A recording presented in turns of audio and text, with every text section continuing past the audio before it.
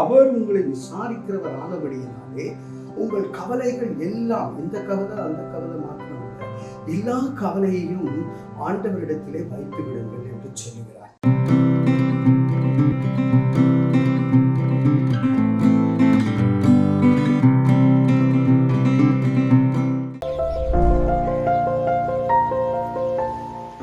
பிரியமானவர்களே, 1 பேதுரு 5வது அதிகாரம் 7வது வசனத்திலே, அவர் உங்களை விசாரிக்கிறவரானபடியால் உங்கள் கவலைகளை எல்லாம் அவர் மேல் வைத்து விடுங்கள்.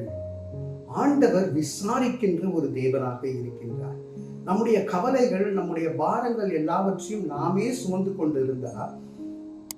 ஆண்டவர் சொல்லுகிறார், ஏமா நான் இருக்கிறேனே, உள்ளமதில் பாரமதை ஆண்டவரிடத்திலே சொல்லுவோம், கர்த்தரை நம்பி நாம ஜீவிப்போம்.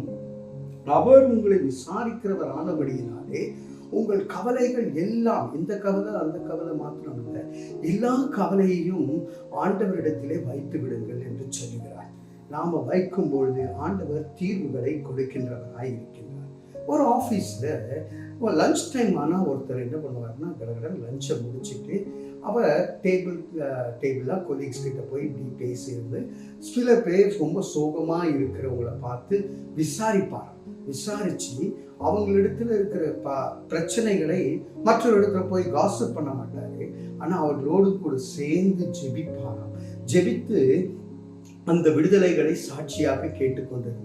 ஒரு 2-3 நாளா அவர் கேட்காம நிறுத்தின பிறகு ஒருத்தர் வந்து கேட்டாராம், நீங்க வருவீங்க நான் நினைச்சேன், நீங்க வரலையே, எனக்கு ஒரு பிரச்சனையோடு நான் வாழ்ந்து கொண்டிருக்கின்றேன் என்று சொல்லி.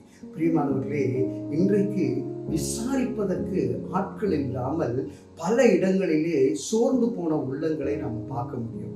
அது குறிப்பாக பெரியவர்களை பார்க்கும்பொழுது முதியவர்கள் என்னை கேட்பதற்கு கூட, எப்படி இருக்கீங்க கேட்கறதுக்கு கூட ஆள் இல்லைங்க அப்படின்னு சொல்லி ஏக்கத்தோட சோகத்தோட உட்கார்ந்து இருக்கிற கூட்டத்தை பார்க்க முடியும். இன்னைக்கு கடவுள் நம்ம பார்த்து சொல்றாரு, நீங்க விசாரிக்கிறீங்களா எல்லாரையும்?